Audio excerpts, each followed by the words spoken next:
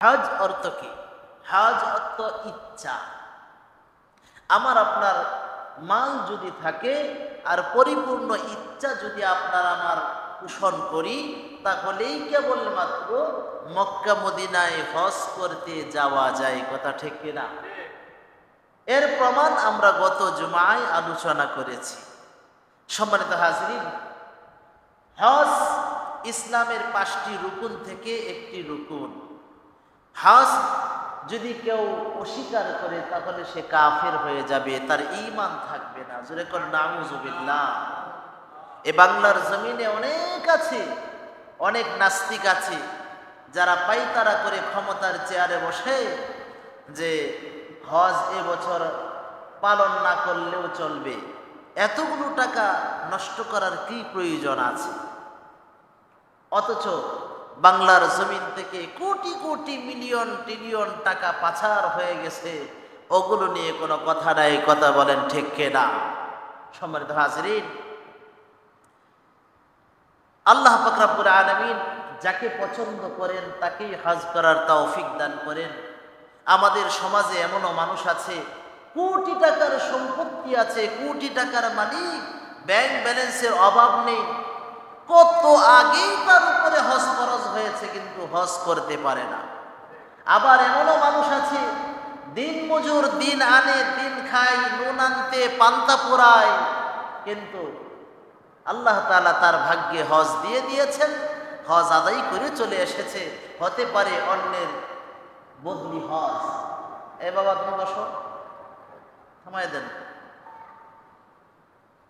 সম্মানিত হাজরিন, এই কারণে রব্বে কারিমের দরবারে বারবার বারবার মুনাজাত করা, আল্লাহ তুমি আমাকে হজ করানো ছাড়া কবর দেশে ডাক দিও না।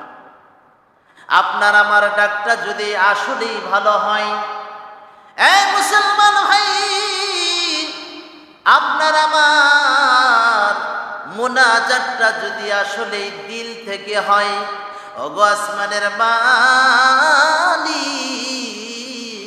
জীবনটা ভর গুনাহ করেছি, আমি তো পাপিষ্ঠ, কিন্তু মক্কা মদিনারে ভালোবাসি।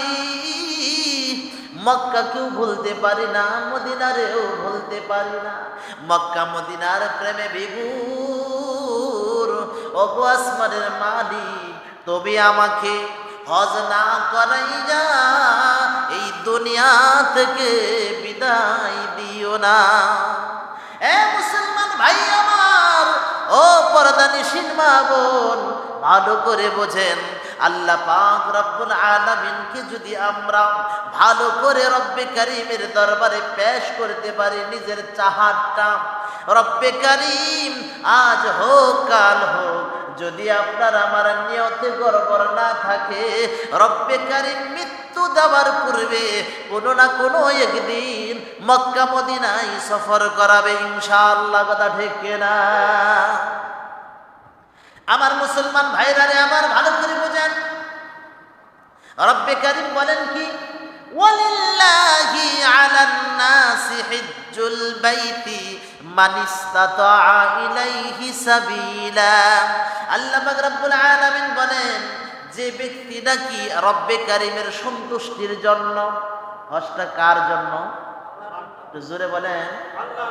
হজটা একমাত্র রব্বে কারীমের সন্তুষ্টির জন্য। যে ব্যক্তি রব্বে কারীমকে সন্তুষ্টর জন্য হজ করবে, মালদার, মাল তার আছে, সে যদি রব্বে কারীমকে খুশি করার জন্য হজ করে, তাহলে আল্লাহ পাক রব্বুল আলামিন হজ করার কারণে তার সম্পত্তির ভিতরে বরকত দিয়ে দিবেন। সুবহানাল্লাহ। হজ কার উপরে ফরজ জানেননি? হজ তো ওই ব্যক্তির উপরে ফরজ যে ব্যক্তি নাকি মালদার, সে মক্কা মদিনায় সফর করার মতো টাকা পয়সা তার আছে। আপনার এই 41 দিন 40 দিন আপনার সংসারের যারা ফ্যামিলি মেম্বার আছে তারা সুন্দরভাবে খেয়ে দিয়ে যেতে পারবে।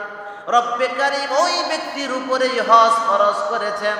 রব্বে কারীম স্পষ্টভাবে সূরাতুল আনআমে বলে দিয়েছেন। বন্ধু আমার মুসলমান ভাই, আল্লাহ পাক রব্বুল আলামিন কোরআনে স্বয়ং নিজেই বলে দিয়েছেন, ওয়ালিল্লাহি আলান নাসি হিজ্জুল বাইতি মান ইসতাতাআ ইলাইহি সাবিলা।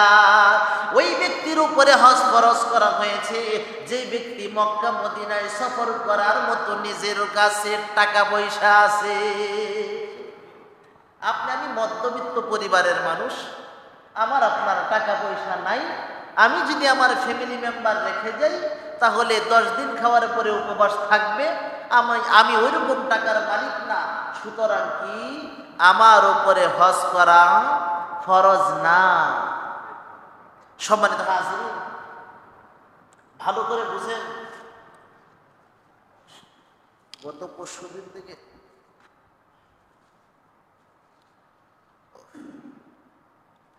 চোখে অসুস্থতা হঠাৎ করে, আল্লাহ তাআলা শিফা দান করুক, জোরে করে আমিন।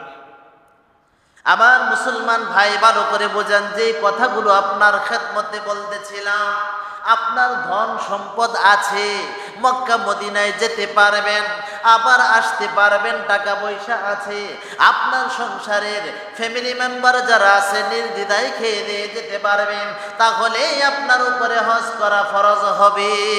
এছাড়া হজ করা ফরজ না। ও বন্ধুরে, আল্লাহ পাক রব্বুল আলামিন আপনি আমাকে যেদিন তৌফিক দিবেন সেদিনই তো হজ করা যাবে। মুসলমান ভাই ভালো করে বোঝেন, গ্রামের একজন নগণ্য মানুষের একটা ঘটনা বলি, ভালো করে বোঝেন। ও মুসলমান ভাই, টাঙ্গাইলের এক জায়গায় মাহফিলে গেলাম। মাহফিলে একজন বৃদ্ধ বাবা এসে কান্নাকাটি করতেছে, হুজুর এই যে ধরেন আমি 50টা টাকা আপনাকে হাদিয়া দিলাম। কত টাকা? 50 টাকা হাদিয়া দিলাম। ও হুজুর, আমি গরিব মানুষ, আমার টাকা করি নাই। আমার দিলের ভিতরে একটা তামান্না, আমার অন্তরের ভিতরে একটা তামান্না, আশা আকাঙ্ক্ষা, আল্লাহ যেন কোনোদিন আমারে হজ না করাইয়া মৃত্যু না দেয়। হুজুর একটু দোয়া করবেন, আল্লাহ যেন আমারে হজ করার তৌফিক দান করেন। বন্ধুরে, পরের বছর আবার ওই মাহফিলে গেলাম টাঙ্গাইল। বন্ধুরে, আবার ওই বৃদ্ধর সাথে দেখা, আবারও 100 টাকা হাদিয়া নিয়ে এসে বলে, হুজুর আলহামদুলিল্লাহ আলহামদুলিল্লাহ, জানি না আপনার দোয়া কবুল হয়েছে কিনা, না কার দোয়া কবুল হয়েছে গো আমি জানি না। আমি আসমানের মালিক, ওই কাবার মালিকের কাছে তাহাজ্জুদের নামাজে দাঁড়াইয়া কন্দ্রন করতাম, কান্নাকাটি করতাম গো। ও হুজুর, আমি মনে করে দেখেন, গত মাহফিলে আমাদের এখানে এসেছিলেন। হুজুর 50টা টাকা আপনাকে হাদিয়া দিয়েছিলাম, আপনাকে দোয়া করার জন্য বলেছিলাম।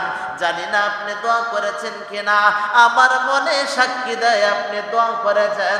না হয় আমার মতো খেটে খাওয়া মানুষ, যার নুন আনতে পান্তা পোড়ায়, আমি তো কোনোদিন হজ করতে পারতাম না।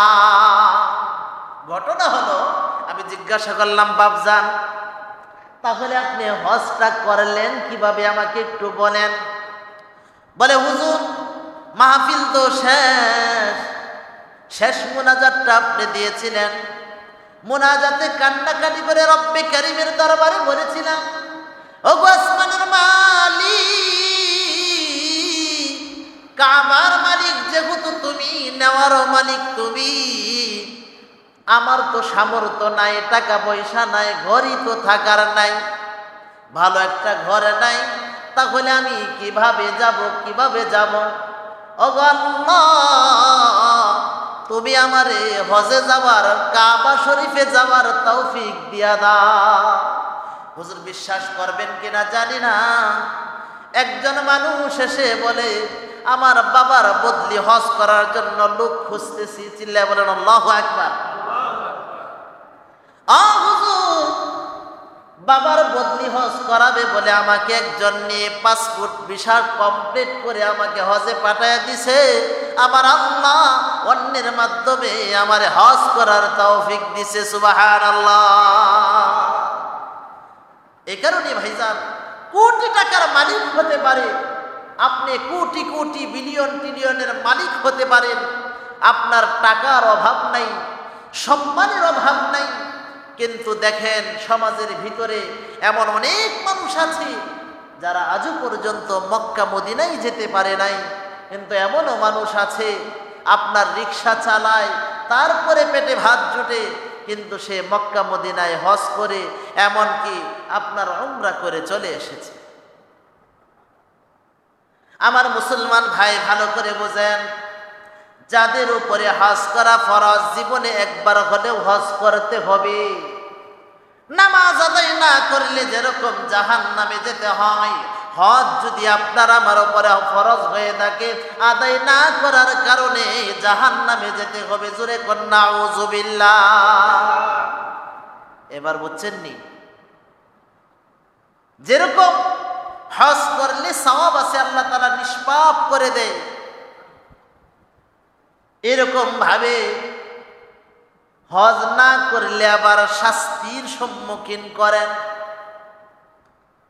আপনি আমি যদি হজ না করি, আপনার আমার উপরে হজ করা ফরজ হয়েছে, কিন্তু আদায় করলাম না কেন?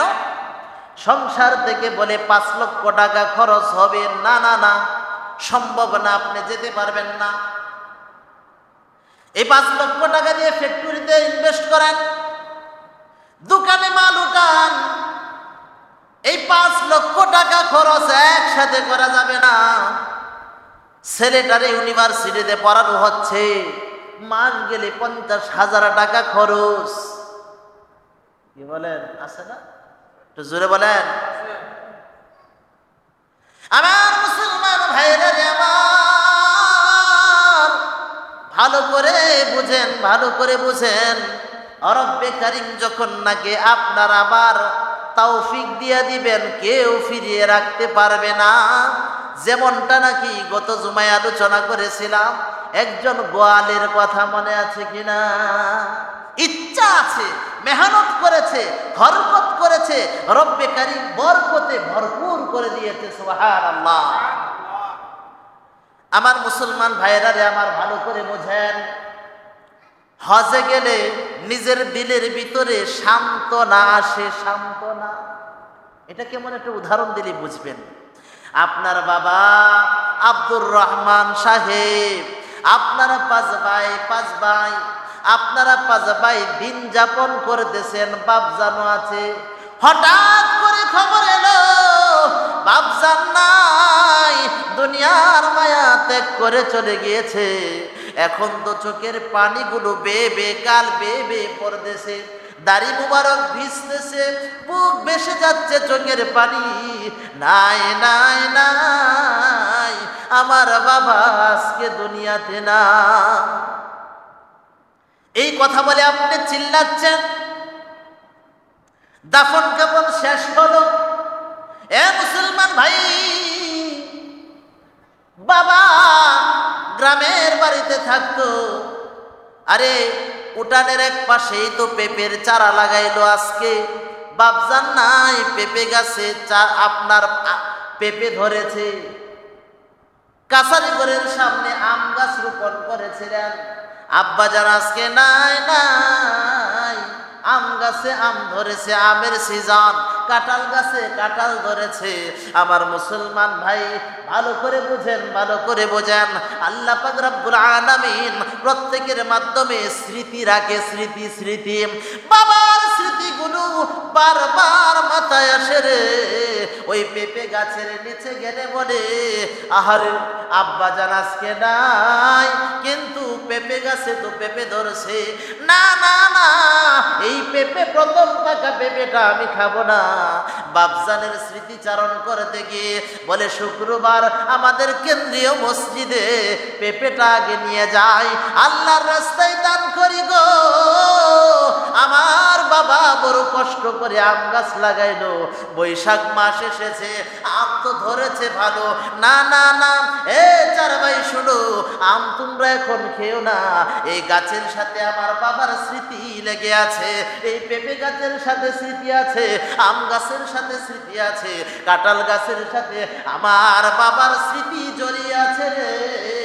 এ ভাইয়েরা শোনো, আগামী শুক্রবারে আম গাছ থেকে কিছু আম, জাম গাছ থেকে কিছু জাম, কাঁঠাল গাছ থেকে একটা কাঁঠাল।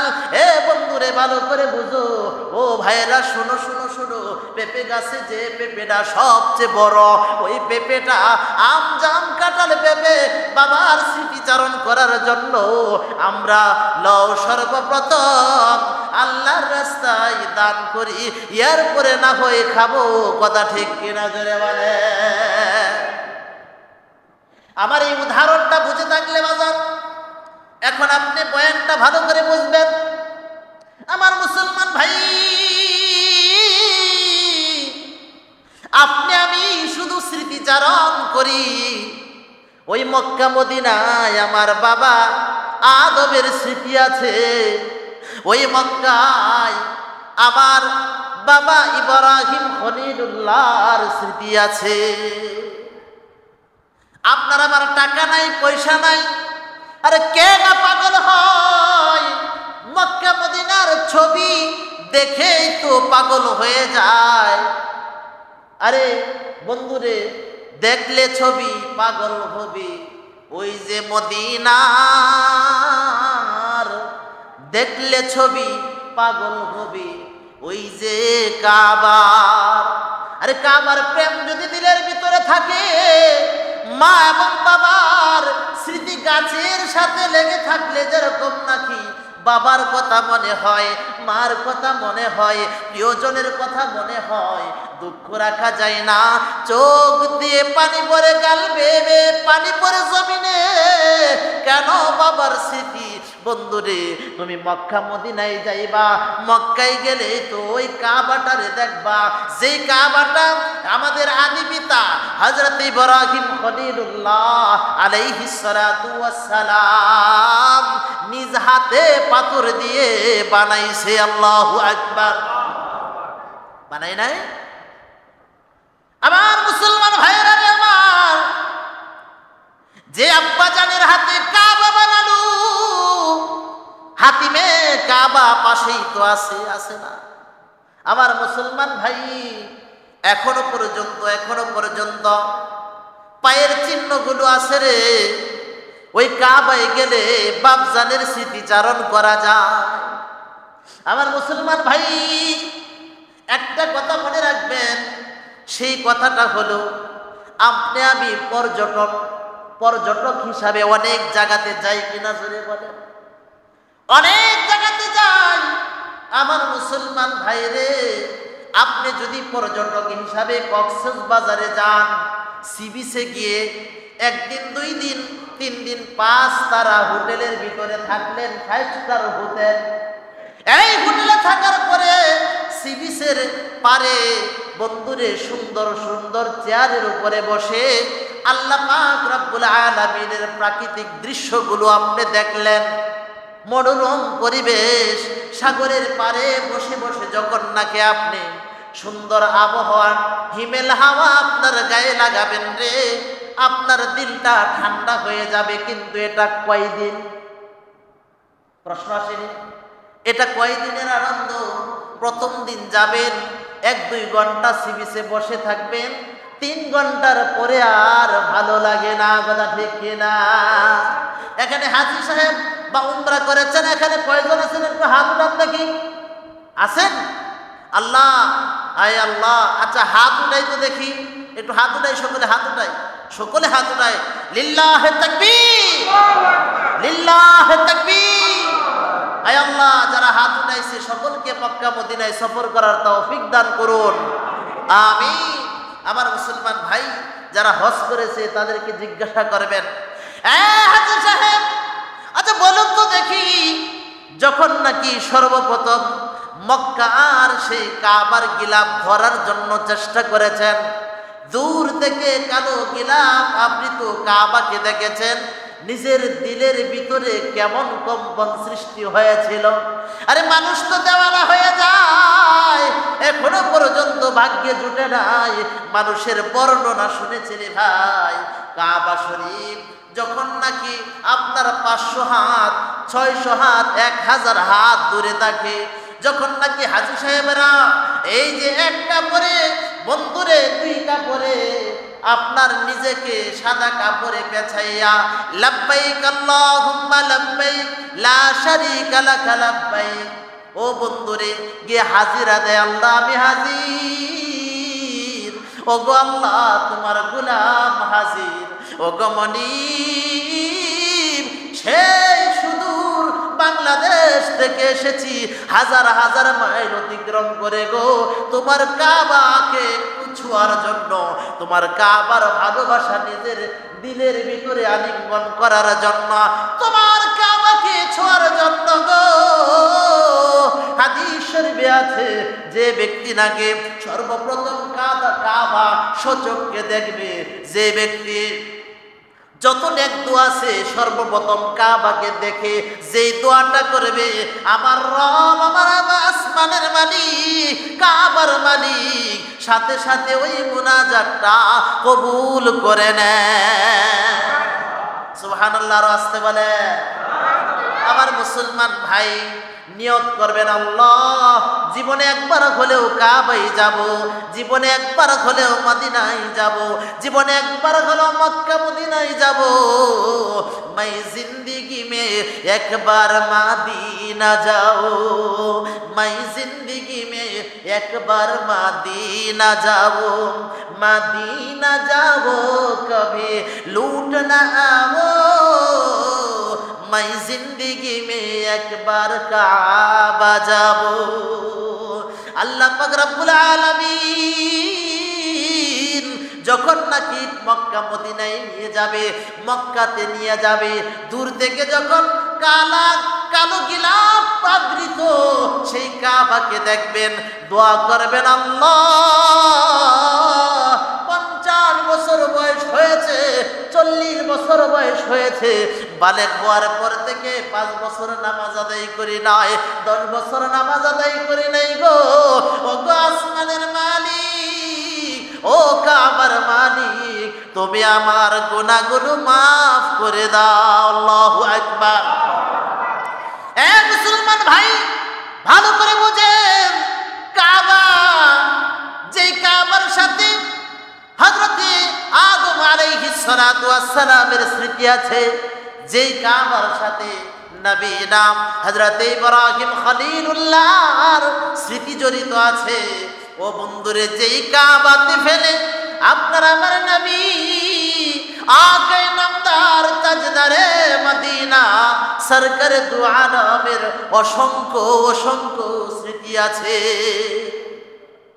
সেই কাবার প্রান্তরেই তো আবু জেহেল বিশ্ব নবীর মাথা মুবারকের উপরে নারী বুড়ি রেখে দিয়েছিল। মরণাপন্ন অবস্থায় দৌড়ে কে জানি ডেকে ডেকে বলল, ও ফাতেমা দৌড়ে আসো, দৌড়ে আসো, তোমার বাবা মুহাম্মদ জানি না দুনিয়াতে আছে কিনা, কে জানি তার মাথার উপরে নারী বুড়ি, উটের নারী বুড়ি রেখে দিয়েছে। হযরতে ফাতেমাতুজ জাহরা দৌড়ে গেলেন, গিয়ে নারী বুড়ি সরাইয়া বলে, কে রে আমার এতিম বাবাটারে এত বড় কষ্ট দিলে। আল্লাহু আকবার। সেই নবীজির অসংখ্য গণিত, সেই নবীজির অসংখ্য অগণিত সেখানে স্মৃতি আছে রে। ইব্রাহিম খলিলুল্লাহর স্মৃতি যদি বলি তাহলে কয়েক জুমা চলে যাবে, কয়েক জুমা চলে যাবে। ইব্রাহিম খলিলুল্লাহ আলাইহিস সালাতু ওয়াস সালামের স্মৃতি এমন ভাবে জড়িয়ে আছে রে, হযরত ইব্রাহিম আলাইহিস সালাতু ওয়াস সালাম নিজের হাতে পাথরগুলো এনে এনে কয়েকবার মক্কার সেই কাবাকে নিজ হাতে বানিয়েছে। আমার মুসলমান ভাই, আজকে আমরা কাবার কথা শুনলে দিলের ভিতরে টাচ হয় না, কাবার পাগল আমরা হই না। অথচ আমার মুসলমান ভাই এমনও মানুষ আছে রোজ প্রতিদিন আল্লাহর দরবারে মুনাজাত করে, আল্লাহ কাবারে যদি একবার দেখতে পাই গো জীবনে আর ফিরে আসবো না। আমরা ধারণা করি কি জানেন, আমরা আমাদের দিলের ভিতরে তামান্না হলো আমি যদি ওই মেয়েটাকে পাই, আমি যদি 10 লক্ষ টাকার মালিক হতে পারি, আমি একটা বাড়ির মালিক 10টা বাড়ির মালিক যদি হতে পারতাম, আমি তো আপনার প্রিমিয় গাড়ি দিয়ে চলি, আমি যদি আপনার আরো দামি গাড়িতে চড়তে পারতাম, আমি তো সমাজের কর্তা হর্তা, আমি যদি আপনার পুরা গাজীপুর ডিস্ট্রিক্টের হর্তা হতে পারতাম, সেই তামান্না আপনার আমার দিলের ভিতরে জাগ্রত করি সর্বদাই। অথচ আল্লাহ ওয়ালারা যারা আল্লাহর ভালোবাসা দিলের ভিতরে অর্জন করেছে, তারা কখনো কি করতে চায় না, তারা কখনো দুনিয়া চায় না, আখিরাত চায়। কথা ঠিক কিনা জোরে বলে। আমার মুসলমান ভাইরা রে, আমার ভালো করে বুঝেন,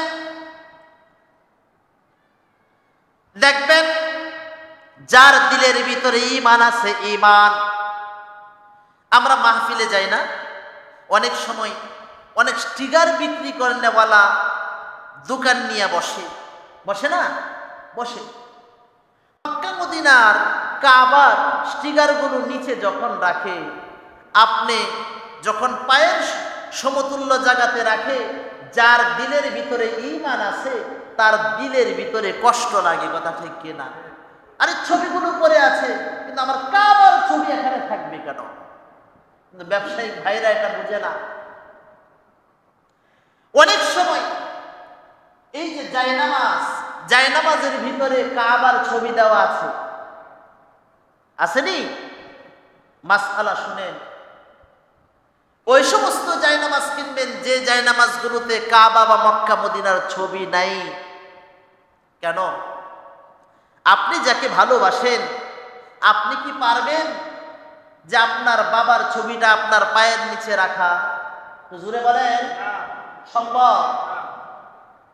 বাবার স্মৃতিচারণ করতে গিয়ে যদিও নাকি ছবি উঠানো, ছবি লটকিয়ে রাখা নাজায়েজ, তারপরে বুঝানোর জন্য বলছি, অনেকেই কাজটা করে নিজের বাবার ছবিটা স্মৃতিচারণ করার জন্য আপনার দেয়ালে টাঙিয়ে রাখে, লটকিয়ে রাখে।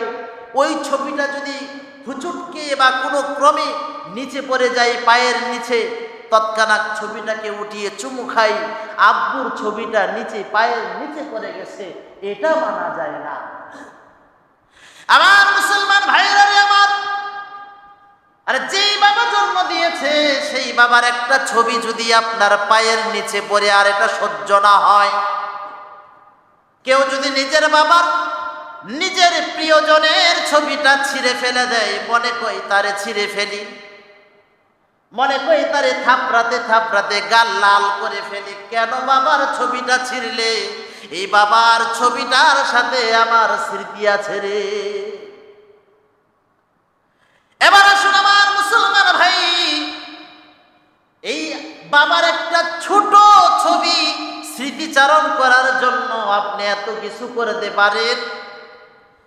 যে রব্বি কাবা, কাবার মালিক, যেই কাবা কিবলার দিকে আমরা নামাজ আদায় করি, ওই কাবার ছবির ভিতরে যখন আপনি আমি নিতম্ব দিয়া বসি, যখন আপনার আমার পায়ের নিচে থাকে রে, তাহলে আমি কেমন ধরনের মুসলমান?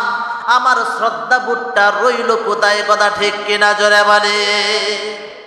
এখন বলতে পারেন হুজুর, মার্কেটে গেলে তো শুধু কাবার ছবি, মদিনার ছবি, মক্কা মদিনার ছবি আকৃতি এরকম ভাবে যত জায়নামাজ সবগুলোতে পাওয়া যায়।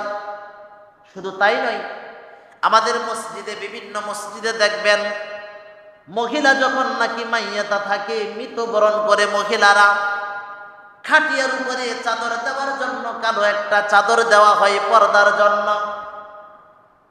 দেখবেন অনেকেই হজে যায়, উমরাতে যায়, বড় শখ করে কালো একটা গিলাপ কিনে নিয়ে আসে, বলে আমি আমার মসজিদে এটা দান করে দেব, যেন কোনো মহিলা ইন্তেকাল করলে তার পর্দার আবৃত্তি করতে পারে। আমার মুসলমান ভাইরা রে আমার, ওই কাপড়ের ভিতরে দেখবেন লেখা থাকে চারকুল, লেখা থাকে আয়াতুল কুরসি, লেখা থাকে সূরাতুল ইয়াসিনের প্রথম মুবিন, লেখা থাকে সূরাতুর রহমানের প্রথম কয়েকটা আয়াত। এরকম কোরআনের নাভি নাভি যে আয়াতগুলো আছে, ওই আয়াতগুলো এগুলোর ভিতরে লেখা থাকে। মুসলমান ভাই, আম্মা জান ইন্তিকাল করেছেন, জীবনভর পর্দা করেছে। আপনি আপনার আম্মা জানের পর্দাটাকে রক্ষা করার জন্য কাপড়টা দিলেন। ও বন্ধুরে, জানাজা শেষ করলেন, এরপরে দাফন করার সময় আপনার আর কোনো খেয়াল থাকে না। ওই কাপড়টাকে তাড়াহুড়ো করে আপনার একবারে বল্টিয়ে এটা টানে নিক্ষেপ করে ফেলেন। জুড়ে বলেন কথা ঠিক কিনা? আমি কি আপনাদেরকে কথা বুঝাতে পারিনি? সকলে বুঝেছেন? এটা সম্মান থাকে। আপনি তাড়াহুড়ো লাশ দাফন করবেন, তখন কি করে ওই কাপড়টাকে আপনার ভালো করে এইভাবে ধরে নিক্ষেপ করে উপরে অথবা কারোর কাছে দেয়, নিচে রেখে, খেয়াল থাকে না, ইনশাআল্লাহ ভালো। কিন্তু এটার ভিতরে কি আয়াতুল কুরসি, এটার ভিতরে কি চারটা সূরা, সূরাতুল ইখলাস, ফালাক, নাস, কাফিরুন।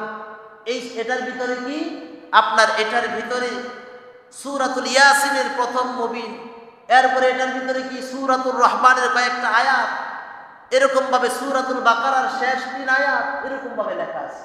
তাহলে আমি আপনি সওয়াব অর্জন করতে গিয়ে গুনাহ করে ফেলি, কথা ঠিক কিনা?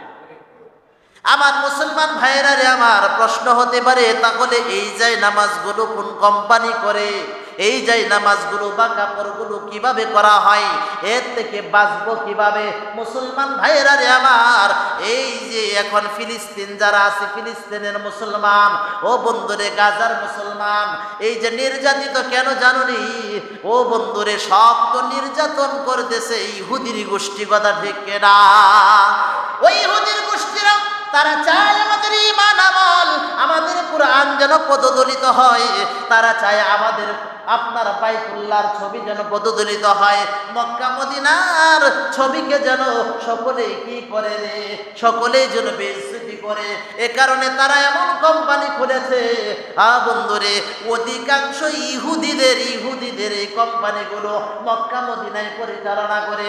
বন্ধুরে, এ কারণেই তাদের কোম্পানির এই ছবি, আকৃতি, আপনার লেখাগুলো এরকম ভাবে কম দামে ছেড়ে দেয়। কেন? মুসলমানরা আর কোরআন আর মক্কা মদিনার ছবিকে এরকম ভাবে বেইজ্জতি করুক, এটা করলে পরেই তারা ভালোবাসে, ভালো লাগে অন্তরের ভিতরে।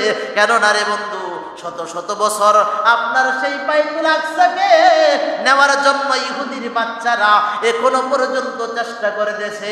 এই বাইতুল আকসাকে নেওয়ার জন্য আমাদের প্রথম কিবলা, ও বন্ধুরে কিবলা, প্রথম কিবলা বাইতুল আকসা। ওই বাইতুল আকসাকে দখল করার জন্য কোটি কোটি মিলিয়ন বিলিয়ন টাকা তারা ঢাল দিয়েছে, কথা ঠিক কিনা? সুতরাং আজকে থেকে যে জায়নামাজের ভিতরে মক্কা মদিনার ছবি আছে, যেই কাপড়ের ভিতরে কালিমা খচিত কাপড় আছে, ওইগুলো আমরা ক্রয় করব না। কারণ আমাদের মাধ্যমে ওরা গুনাহ করাচ্ছে, গুনাহ। কারণ একজন মুসলমানের দিলের ভিতরে মক্কা মদিনার প্রেম যদি থাকে রে, হোক না একটা ছবি, এটা কখনো পায়ের নিচে রাখা যায় না।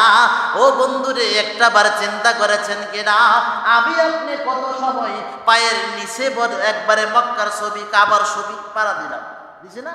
কিন্তু দিলের ভিতরে হিস শক্তি পর্যন্ত নাই, শয়তানে আপনি আমাকে ভুলিয়ে দিয়েছে, কথা ঠিক কিনা? চিল্লায় বলে। তাহলে আমরা কি করব? এখন অনেক সুন্দর সুন্দর জায়নামাজ বের হয়েছে, কত ফুল আঁকা, কত কিছু ডিজাইন করা, ওগুলো করব, সমস্যা তো নাই। দেখবেন অনেক সময় কার্পেটের ভিতরে আপনার ফুল আঁকা থাকে, একটু খেয়াল করবেন, খেয়াল করলেই মূর্তির মাথা বের হয়। আমি বের করছি আমার জীবন। সম্মানিত হাজিরিন, মন্ডলবাড়ি কেন্দ্রীয় জামে মসজিদে যখন ছিলাম, খেতাবতের দায়িত্ব পালন যখন করেছিলাম, ওখানে এই ঘটনাটা ঘটেছিল। ওনারা নতুন কার্পেট আনছে, খুব সুন্দর ডিজাইন। আমার কাছে কেমন জানি লাগে, আমি একটু ফিকির করলাম সাইডের ফুলটা নিয়ে, আচ্ছা এটা এরকম এরকম কেন? পরে দেখি মা লক্ষ্মীর 10 হাত যেরকম ওইরকম ছবির আপনার 10 হাত দেওয়া, জোরে কর নাউজুবিল্লাহ। মুসলমানদের কোম্পানি না তো, ইহুদিদের চক্রান্ত, বুঝা বড় দায়। আর সবচেয়ে বেশি কষ্ট দিয়েছে আমাদের নবীকে ইহুদির গোষ্ঠীরা, কথা ঠিক কিনা? সম্মানিত হাজরিন, এই তো গত পরশু দিনের ঘটনা। এক কুলাঙ্গার, আপনার ভার্সিটির শিক্ষক, এক কুলাঙ্গারের বাচ্চা আমার নবীকে নিয়ে কটূক্তি করেছে, আমার নবীর চরিত্রের ভিতরে কালিমা লেপন করার চেষ্টা করেছে। এরপরে জনগণ এবং তৌহিদি জনতা সকলেই মিলে লাগাতার কর্মসূচি দেওয়ার পরে তাকে নিয়ে এসে গণদুলাই দিয়েছে, কথা ঠিক কিনা? জোরে বলেন। অনেকেই জানেন না হয়তোবা, যারা নেট ইউজ করেন তারা জানেন। সম্মানিত হাজিরিন, বাংলার জমিনে কখনো আপনার মুসলমান জাতি এটা সহ্য করে নাই, করবেও না, যে নবীকে নিয়ে কটূক্তি করবে বা কোনো মসজিদ নিয়ে কটূক্তি করবে বা কোনো ইসলাম ধর্মের কোনো বিষয় নিয়ে কটূক্তি করে বাংলার জমিনে থাকবে, এ সাহস আর সামনের জীবনে হবে না ইনশাআল্লাহ, কথা ঠিক কিনা? জোরে বলেন। আমার মুসলমান ভাইরারে, আবার যেই কথাগুলো বলতেছিলাম, মক্কা থেকে যখন নাকি আপনি মদিনায় যাবেন, মদিনা মক্কায় হযরত ইব্রাহিম আলাইহিস সালাতু ওয়াস সালামের স্মৃতিগুলো স্মৃতিচারণ করলেন। নবীজি যেখানে বসবাস করেছেন, জন্মগ্রহণ করেছেন, সেই জায়গাগুলো স্মৃতিচারণ করলেন। দৌড়ে যাবেন মদিনার পানে, সেই সবুজ গম্বুজের পানে, যেই সবুজ গম্বুজকে দেখা একজন মুমিনের স্বপ্ন, কথা ঠিক কিনা? জোরে বলেন। একজন মুমিনের স্বপ্ন, ও বন্ধুরে, একজন মুমিনের আকাঙ্ক্ষা যে ওই সবুজ গম্বুজটা একবার যদি দেখে দিয়ে পায়, কথা ঠিক কিনা? আমার মুসলমান ভাইরা রে, আমার যখন নাকি দূর থেকে হাজী সাহেবেরা মদিনায় যায়, মদিনায় গিয়ে যখন নাকি রাসূলের রওজায়ে আতহারের সেই জানালার দিকে লাইন ধরে যেতে দেখে, আমি ভিডিওতে দেখেছি রে ভাই, এমনও হাজার হাজার মানুষ আছে নবীজির রওজায়ে একটাবার সালাম দেওয়ার জন্য আপনার কান্না করতে করতে বুক ভাসিয়ে দেয়, কথা ঠিক কিনা? বাংলার জমিনের মানুষ এদের বড় ইমোশনাল। আর মক্কার যারা পুলিশ আছে, মিলিটারি আছে, যখন নাকি বাংলার হাজী সাহেবরা নবীজির রওজায়ে আতহারের কাছে যায়, কাছে যাওয়ার পরে যখন আসসালাতু ওয়াসসালামু আলাইকা ইয়া রাসূলুল্লাহ, লাব্বাইকা ইয়া রাসূলুল্লাহ, এই সালাম পৌঁছাইতে তাকে মাথা নত করার চেষ্টা করে। আর পুলিশটা বলে, লা লা ইয়াজুজু, এই কাজ করা যাবে না, এ হাজী, এই কাজ করা যাবে না। বাংলার জমিন হলো মাজার, আছে কিনা? জোরে বলে। অনেক মানুষ মাজারে যায় এরকম ভাবে প্রণাম আর সেজদা করার কারণে, ওখানে গিয়েও করতে চায়, কিন্তু স্পষ্ট দেখবেন মাথা ঝুঁকাবেন তো মাথায় পুলিশে বাড়ি দিবে, কথা ঠিক কিনা? যেখানে রাসূলের রওজায়ে আতহারের সামনে গিয়ে আপনি মাথা ঝুঁকাতে পারবেন না, নিষেধ, সেখানে বাংলার জমিনের ভণ্ড পীরদের মাজারে গিয়ে কিভাবে সেজদা করা আর মাথা ঝুঁকানো জায়েজ, কথা ঠিক কিনা? জোরে বলেন। এই কপাল একমাত্র রব্বে কারিমের কুদরতি পায়েই সেজদা করা জায়েজ, এর বাহিরে করা সম্ভব না। আমার মুসলমান ভাইরা রে, আমার ভালো করে বোঝেন, এই সবুজ গম্বুজের দিকে যখন নাকি আপনি তাকাবেন, আমার মুসলমান ভাই,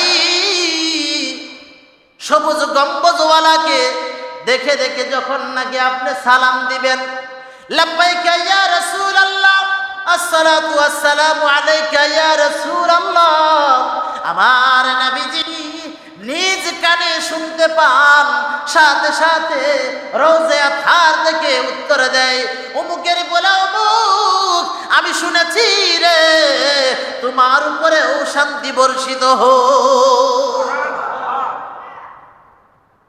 আমার মুসলমান ভাই, ভালো করে বুঝেন,